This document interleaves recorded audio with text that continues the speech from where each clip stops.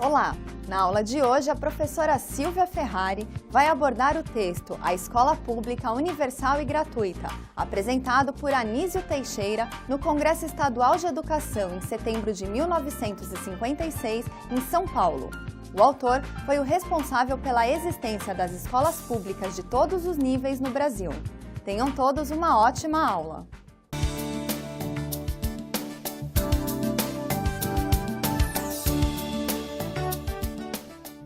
Anísio Teixeira é considerado o principal idealizador das grandes mudanças que marcaram a educação brasileira no século XX. Foi pioneiro na implantação de escolas públicas de todos os níveis, que refletiam seu objetivo de oferecer educação gratuita para todos. Como teórico da educação, Anísio não se preocupava em defender apenas as suas ideias, mas apoiava-se, por exemplo, na filosofia de John Dewey, que nasceu em 1852, morreu em 1952. Ele foi aluno de Dewey ao fazer um curso de pós-graduação nos Estados Unidos. Podemos dizer que a marca de Anísio Teixeira como pensador era uma atitude de inquietação permanente diante dos fatos, considerando a verdade não como algo definitivo, mas que se busca continuamente.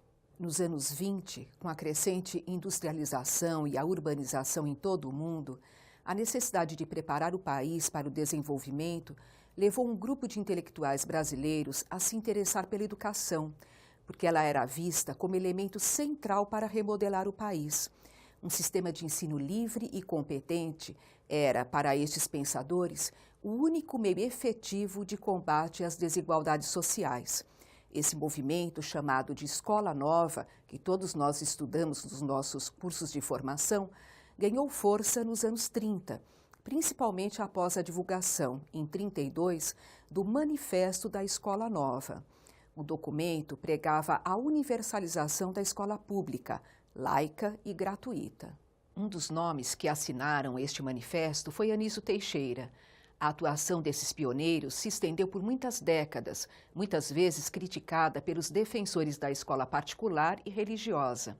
Mas eles ampliaram sua atuação e influenciaram uma nova geração de educadores, como Darcy Ribeiro e Florestan Fernandes. O grande propósito desses educadores é que a escola assumisse novas responsabilidades, educar em vez de instruir, formar homens livres em vez de homens dóceis, preparar para um futuro incerto em vez de transmitir um passado claro e determinado, e ensinar a viver com mais inteligência, mais tolerância e mais felicidade. Para isso, seria preciso reformar a escola, começando por dar a ela uma nova visão da psicologia infantil. O próprio ato de aprender, dizia Anísio, durante muito tempo significou simples memorização. Depois, seu sentido passou a incluir a compreensão e a expressão do que for ensinado. Por último, envolveu algo mais, ganhar um modo de agir. Só aprendemos quando assimilamos uma coisa de tal jeito que, chegado o momento oportuno, sabemos agir de acordo com o aprendido. Para Anísio Teixeira, não se aprendem apenas ideias ou fatos, mas também atitudes, ideais e senso crítico, desde que a escola disponha de condições para exercitá-los. Assim, uma criança só pode praticar a bondade em uma escola onde haja condições reais para desenvolver o sentimento. A nova psicologia da aprendizagem obriga a escola a se transformar num local onde se vive e não em um centro preparatório para a vida. Como não aprendemos tudo o que praticamos, e sim aquilo que nos dá satisfação, o interesse do aluno deve orientar o que ele vai aprender. O texto que vamos estudar é um trabalho apresentado no Congresso Estadual de Educação, realizado em setembro de 1956, na cidade de Ribeirão Preto, e publicado na Revista Brasileira de Estudos Pedagógicos. Poderemos perceber que, na ocasião, a escola primária já era alvo de estudo não só no Brasil, mas na América Latina e no mundo. Convocados pela Organização dos Estados Americanos, os representantes dos governos nacionais do nosso continente, ministros de educação, se reuniram para debater o ensino primário. O drama de 59 milhões de analfabetos, inclusive os de idade escolar da América Latina e de outros tantos milhões de semi-alfabetizados em suas escolas primárias, de 2 e 3 anos de estudos e de 2 e 3 turnos por dia letivo, repercutia nos salões do edifício do Congresso Nacional de Lima. Os educadores que lá estiveram puderam se dar conta da importância histórica daquele momento para a evolução política das Américas. Ainda que o movimento fosse inicial, era suficientemente forte para a discussão da consciência popular dos povos americanos. Despertados, afinal, para as suas reivindicações fundamentais, os povos do continente convocavam aquela reunião para a fixação de medidas destinadas a assegurar-lhes o direito dos direitos, uma escola primária eficiente e adequada para todos. Foi assim que, apesar de algumas vozes dissonantes que ainda julgavam possível oferecer ao ensino primário um lugar secundário, mantendo a educação popular na América Latina atrelada às escolas de tempo parcial e de curtos períodos anuais, a Assembleia decidiu, com a afirmação de princípios da Declaração de Lima, por uma escola primária de 6 anos de curso e dias letivos completos. Neste mesmo ano, no estado de São Paulo, o estado líder da Federação Brasileira convoca o seu primeiro congresso do ensino primário. Embora um fato não estivesse ligado ao outro, a coincidência pode ser considerada significativa. A mesma preocupação com as camadas populares parecia mover a consciência coletiva. No ano anterior, no Congresso de Professores Primários de Belo Horizonte, também se discutiu a importância da escola pública. Segundo Anísio, essas reuniões acenavam para um sinal de amadurecimento da consciência pública do país. Sua grande preocupação é que o país deixasse de se preocupar apenas com a educação dos poucos, a educação dos privilegiados, e que passasse a se ocupar seriamente da educação dos muitos, a educação de todos, a fim de que se abrisse para o nosso povo a igualdade inicial de oportunidades, como condição para a sua indispensável integração social. Desde a segunda metade do século XIX, quando não antes, as nações desenvolvidas haviam cuidado da educação universal e gratuita. No nosso caso, trata-se de algo que já nos devia ter sido dado. Outras reivindicações sociais, mais relacionadas a questões econômicas, já ocorriam, mas sobrepunham-se às aspirações educacionais e, de certo modo, as desfiguravam, criando, pela falta de sincronismo, muitas dificuldades para o seu adequado planejamento. Para o autor, a relativa ausência de força que se tinha da atual concepção de escola pública e a aceitação quase indiferente da escola particular foram um dos aspectos dessa desfiguração generalizada de que sofria a política educacional brasileira, em virtude do anacronismo do nosso movimento de educação popular. Os povos desenvolvidos naquela época já não tinham o problema da criação de um sistema universal e gratuito de escolas públicas, uma vez que o criaram em período anterior. Para nós, no entanto, essa conquista era ainda um desafio. Precisávamos de pautas de ação rumo a um processo histórico, com a necessária originalidade de conceitos e planos para realizar, em condições peculiares, algo que o mundo havia realizado de forma muito mais feliz em outro momento histórico. Era possível perceber, durante o século XIX, no mundo e também entre nós, uma intensa reivindicação social de emancipação educacional que caracterizava o movimento. É que a escola, naquela época, era a maior e mais clara conquista social. Hoje, apesar de sabermos o quanto é imprescindível a educação básica, o anseio por outras conquistas mais pretensiosas tomaram a frente e passaram a tratar a reivindicação educativa nem sempre de forma primordial. Anísio nos aponta como exemplo o americano Horace Mann, um dos pioneiros da educação popular. Nos Estados Unidos, ele foi o grande batalhador da educação pública e universal, só encontrando paralelo contemporâneo em Sarmiento, na Argentina.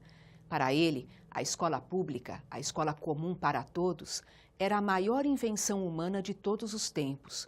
Obrigatória, gratuita e universal, a educação só poderia ser ministrada pelo Estado. impossível deixá-la confiada a particulares, pois somente estes podiam oferecê-la aos que tivessem posses ou a protegidos. Desta forma, o risco era perpetuar as desigualdades sociais ao invés de removê-las. A escola pública, comum a todos, não seria, assim, um instrumento de benevolência de uma classe dominante, tomada da generosidade ou de medo, mas um direito do povo que devia ter consciência de suas reivindicações e dos seus direitos. Por que, então, faltou e falta ao Brasil a consciência precisa de que, antes de qualquer outra reivindicação, cabe-lhe reivindicar a escola pública universal, gratuita e eficiente e o sindicato livre e autônomo? Porque, aparentemente, bastava a simulação educacional de, entre aspas, escolas de faz de conta e sindicatos de cabresto. É necessário reconhecer que havia uma certa perda de contorno nas mais legítimas reivindicações educacionais que visavam a expansão escolar. E, assim, essas reivindicações adquiriam um caráter tumultuado. Na verdade, essa desfiguração da natureza da reivindicação educacional foi responsável pela elevação da matrícula da escola primária, sem lhe dar prédios nem aparelhamento. Além disso, multiplicou os ginásios, sem lhes dar professores, e fazia brotar do papel até escolas superiores e universidades, segundo Anísio, com mais facilidade do que brotam cogumelos nos recantos mais sombrios e úmidos das florestas. Esse tipo de ação, na verdade, descaracterizava o movimento educacional. Podemos expandir um espetáculo, um ato recreativo, pelo simples aumento de participantes, mas não se pode expandir somente pelo aumento de participantes um processo temporal e espacial, longo e complexo de preparo individual, como é o educativo. O que se fazia era, em grande parte, a expansão do corpo de participantes com o congestionamento da matrícula. Havia ainda a redução de horários, a improvisação de escolas de toda a ordem, sem as condições mínimas necessárias de funcionamento. Tudo isso já seria gravíssimo, mas, pior do que tudo, era a confusão gerada pela aparente expansão, levando o povo a crer que a educação não é um processo de cultivo de cada indivíduo, mas um privilégio que se adquire em rituais aligeirados nas nossas escolas. Esse conceito de escola não é explícito, mas decorre da forma como era apresentada a escola ao povo. A escola primária e as escolas normais que foram implantadas tinham as características das escolas da época. Para as condições brasileiras, eram escolas boas e eficientes. Registravam-se crises no ensino secundário e superior, mas o ensino primário e o normal podiam mais ou menos serem comparadas com o que se fazia em outros países. Não bastava, porém, que as escolas não fossem más, era necessário que fossem bastante. E aí era o problema, faltou-nos vigor para expandir a escola quando seus padrões eram bons ou razoáveis e o processo histórico não havia sofrido os impactos de aceleração dos dias atuais. Um persistente, visceral sentimento de sociedade dual, de governantes e governados, impedia que nos dessemos conta da urgência de expandir a educação do povo, parecendo-nos sempre que bastaria a educação das elites. Achávamos suficientes, se não mais até do que suficientes, as poucas escolas que mantínhamos para o povo e pelas quais nem ao menos tínhamos o cuidado de aperfeiçoar. Tais eram as situações das comunidades relativamente pequenas da primeira metade ou 2 primeiros terços do século XIX. As minorias que tinham condições de dirigir, de mandar, se constituíam como que naturalmente e podiam subsistir para, de certo modo, impor os seus padrões às maiorias ainda homogêneas que aceitavam essa liderança. A simplicidade dessas comunidades, onde todos se conheciam, e a lentidão de seu progresso material, ofereciam as condições necessárias para o sucesso educativo global, que era conduzido pelas minorias. A estrutura de nossa sociedade não era igualitária e individualista, mas escravista e dual, fundada mesmo com relação à parte livre da sociedade, na teoria de senhores e dependentes. O fato é que dormitamos em todo o período monárquico, sem nenhuma consciência profunda de que dia viria em que o povo de tudo havia de participar. No entanto, é preciso que se diga, o povo não havia sido preparado para isso. A República veio acordar-nos da letargia. Iniciamos então uma pregação que lembra a pregação da segunda metade do século XIX nas nações, então em processo de democratização. Tal pregação não chegava, porém, a convencer sequer a elite, supostamente lúcida. Ela continuava a acreditar visceralmente que o dualismo da estrutura social, a dicotomia de senhores e súditos, de elite governante e povo dependente e submetido, havia de subsistir e de permitir a ordem e o progresso, mediante a educação apenas de uma minoria esclarecida. Na realidade, ninguém dava crédito aos educadores, nem sequer eles próprios na sua pregação de educação para todos. Acontecia que os próprios educadores tinham sempre o cuidado de dizer que não era possível, economicamente, a solução do problema educacional brasileiro. Avanços existiriam se, no Brasil, a democracia e a república não fossem um movimento de cúpula, com simples modificações na minoria governante, enriquecida ou empobrecida com a entrada de mais alguns elementos das classes relativamente pobres. Apesar da república, conservamos a nossa estrutura dualista de classe governante e de povo. A postura dos educadores tinha, assim, algo de contraditório.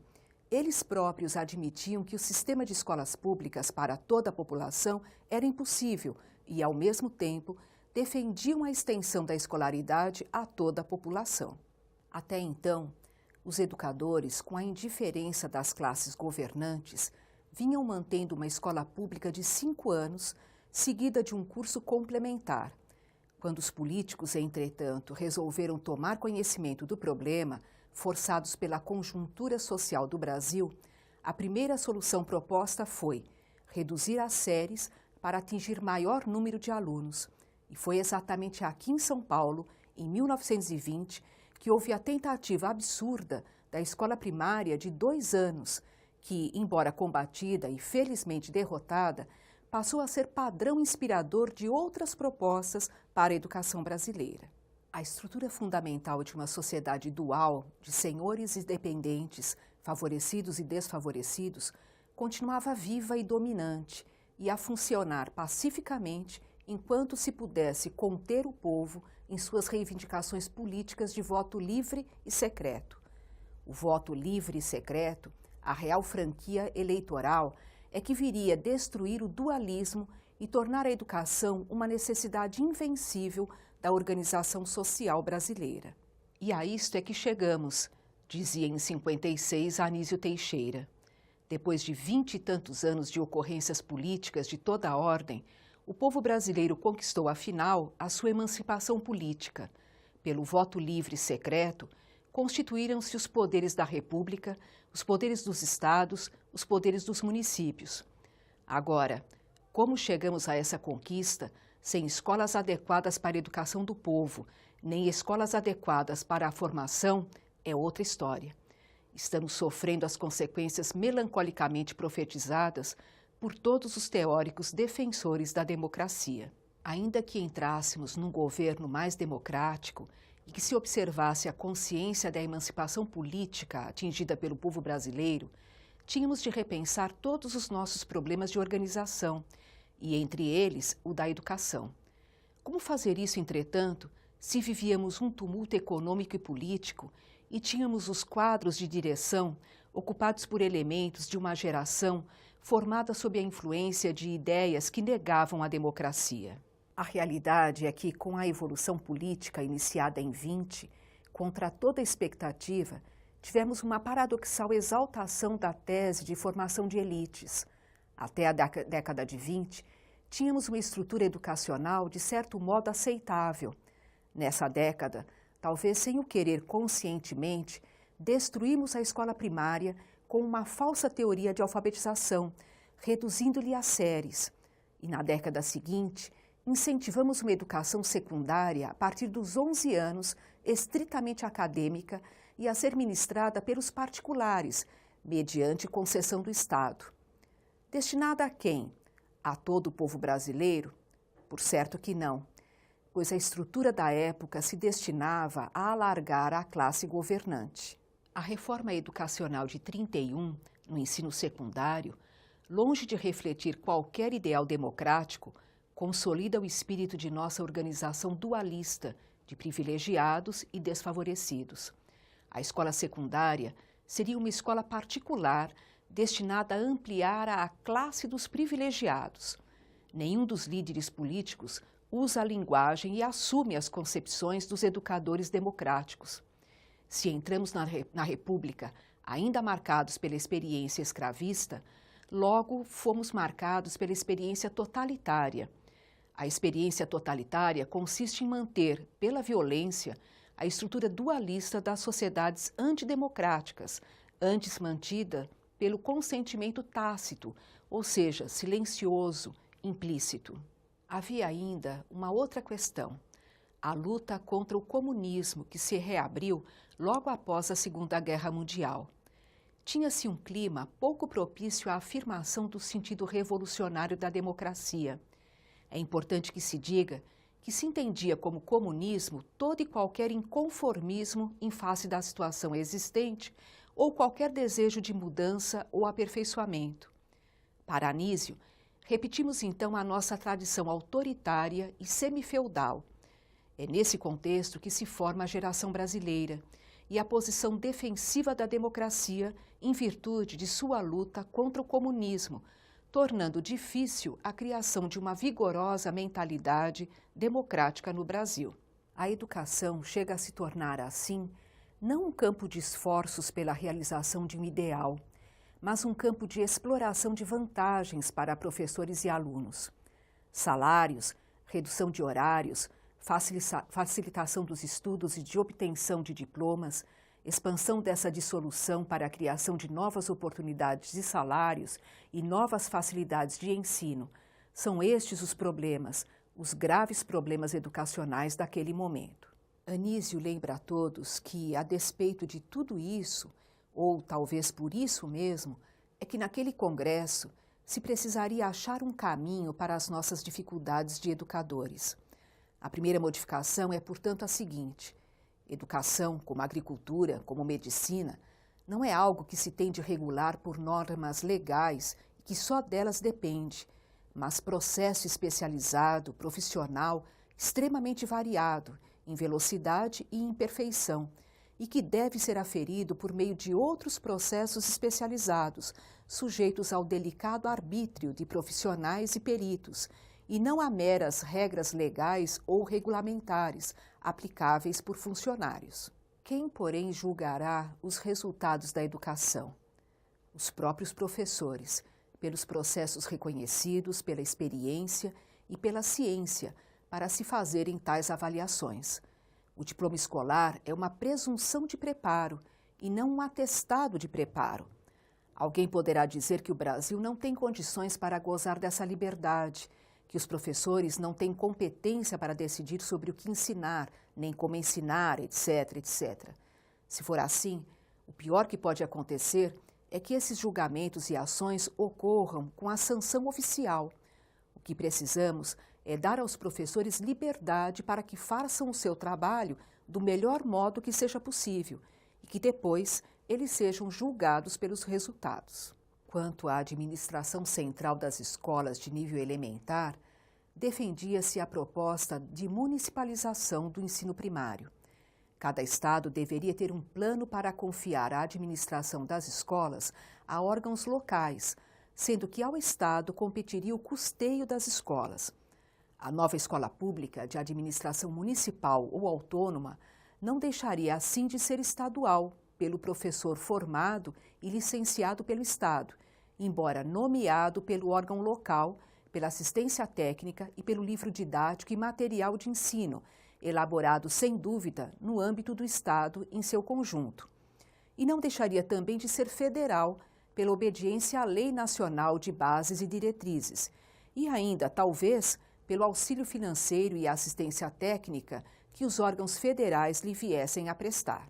Com essas mudanças, seria possível fortalecer algumas tendências e corrigir outras da nossa expansão educacional. Avançaríamos, então, nos seguintes pontos: fortalecimento de oportunidades educacionais, favorecendo a organização de escolas na medida das forças locais, a serem julgadas pelo seu mérito, mediante sistema de classificação.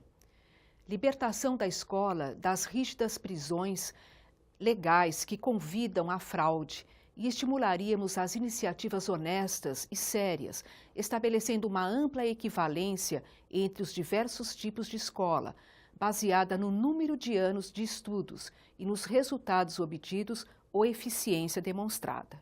Incentivaríamos o estudo da educação nos seus múltiplos e diversos aspectos, já que não haveria modelos uniformes e rígidos a seguir, e teriam todos liberdade e responsabilidade no que viessem a empreender e efetivamente realizar. Diretores, professores e alunos abandonariam a corrida por vantagens pessoais de toda a ordem, pois o ensino se tornaria um trabalho sujeito às leis severas do seu próprio sucesso. Ajustaríamos as escolas às condições locais, sendo de esperar que se transformassem em motivo de orgulho das comunidades a que servem.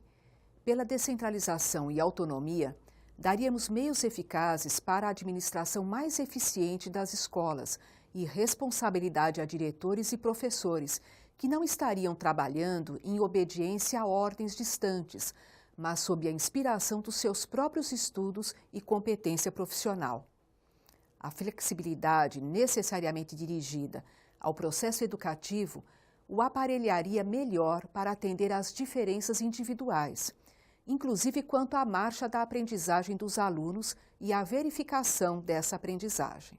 Os órgãos estaduais e federais, livres dos deveres de administração das escolas, poderiam entregar-se ao estudo dos sistemas escolares e dar às escolas melhor assistência técnica, atuando para a sua homogeneidade pela difusão dos melhores métodos e objetivos, cuja adoção promovessem por persuasão e consentimento e não por imposição.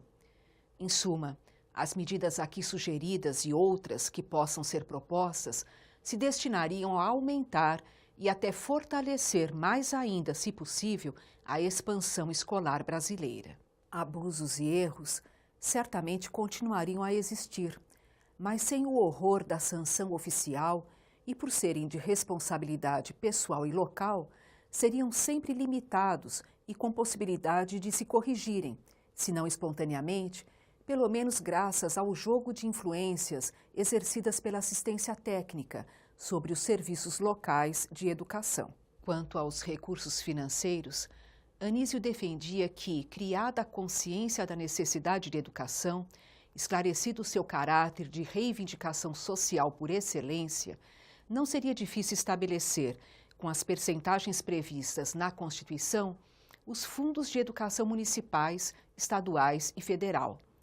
Tais fundos, administrados autonomamente, iriam dar o mínimo de recursos que o próprio êxito dos serviços educacionais faria crescer cada vez mais. A educação comum para todos já não pode ficar circunscrita à alfabetização ou à transmissão mecânica das 3 técnicas básicas da vida civilizada: ler, escrever e contar. Não se insiste na quantidade de informação, instrução, que a escola primária vá dar aos seus alunos, mas, por outro lado, o que se lhe pede é muito mais do que isto. A escola primária, visando, acima de tudo, a formação de hábitos de trabalho, de convivência social, de reflexão intelectual, de gosto e de consciência, não pode limitar as suas atividades a menos que o dia completo. Devem e precisam ser de tempo integral para os alunos e servidas por professores de tempo integral. Qual a proposta que se tinha? Escolas primárias de 6 anos em 2 ciclos, o elementar de 4 e o complementar de 2, com 6 horas mínimas de dia escolar, 240 dias letivos por ano, e professores e alunos de tempo integral. Isto é, proibidos de acumular com a função de ensino qualquer outra ocupação que não fosse estritamente relacionada com a sua prática de professor primário. Estes seriam os alvos a atingir, digamos, dentro de 5 anos. Um outro alvo importante, a formação do magistério, tornando-se obrigatório que dentro dos 5 anos do plano, pelo menos 1/10 do professorado primário tivesse a sua formação completada com 2 anos de estudos em nível superior. A formação do magistério primário se faria em 2 etapas, a atual de nível médio para o início da carreira e 2 anos complementares de nível, portanto, superior para a sua continuação em exercício depois de 5 anos probatórios. Esses 2 anos de estudo se fariam ou em cursos regulares de férias ou pelo afastamento do exercício dentro dos 5 anos iniciais em cursos regulares.